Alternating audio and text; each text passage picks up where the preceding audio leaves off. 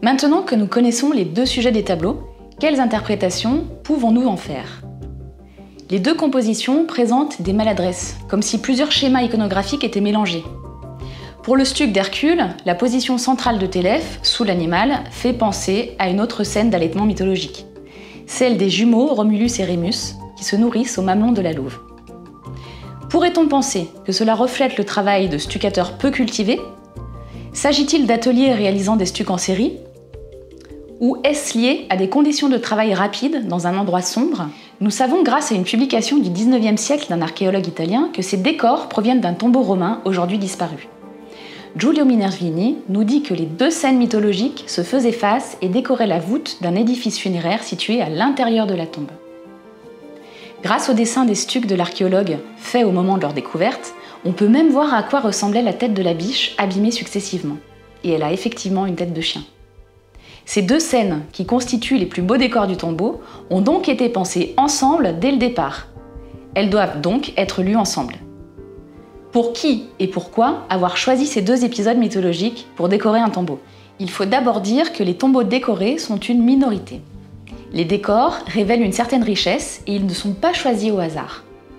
Les décors ornementaux, comme les éléments floraux, sont un moyen d'embellir la dernière demeure. Ils n'ont pas de signification particulière et ils reflètent plutôt les pratiques d'un atelier de décoration de l'époque. Pour les décors plus élaborés, qui représentent des histoires mythologiques, c'est différent.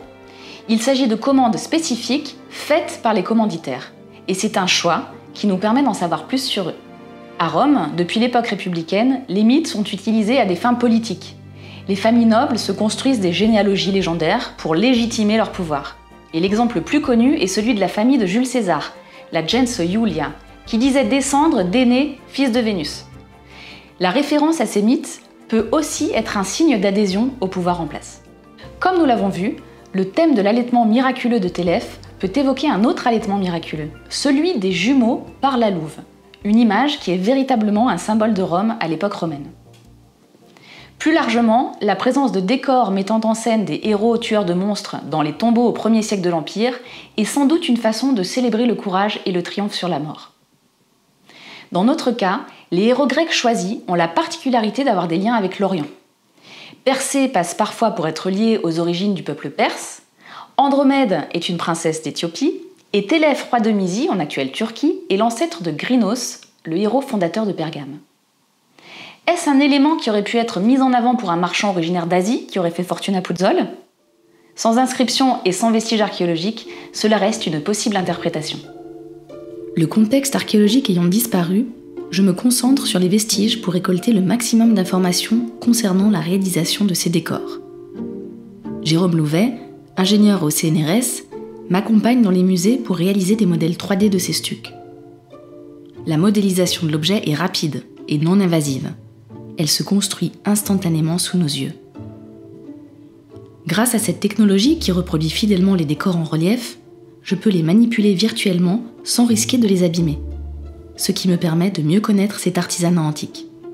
Et ça, c'est la totalité de la surface de ton stuc. C'est bien, parce qu'on voit qu'il est voûté, on peut même calculer la courbure. Tout à fait. Tu peux faire un zoom en haut à droite, là, sur la frise? Super. Alors là, on voit très très bien les ratés du moule de la frise. Et on arrive même à suivre le geste de l'artisan, tu vois, qui est parti de la droite et qui va vers la gauche. Et là, avec ce logiciel-là et avec cet outil-là, on peut aussi calculer, parce que quand on l'a scanné à l'échelle réelle, on peut très bien mesurer la longueur de son gabarit. À partir du fichier numérique, Jérôme Louvet a produit une impression 3D.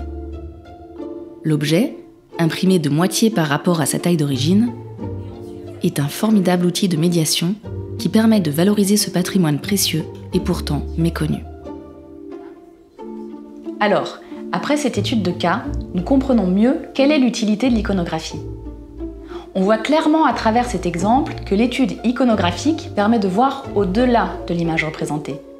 Il ne s'agit pas seulement d'identifier des scènes, mais il faut comprendre le message derrière l'image. Et pour cela, il faut le lire dans son contexte culturel. En croisant avec les données archéologiques et ce que nous apprend la littérature antique, l'image permet de rentrer dans une société et offre un témoignage historique sur les croyances, les politiques et les mœurs d'un peuple. Et en cela, l'iconographie est une science primordiale pour la connaissance de nos sociétés.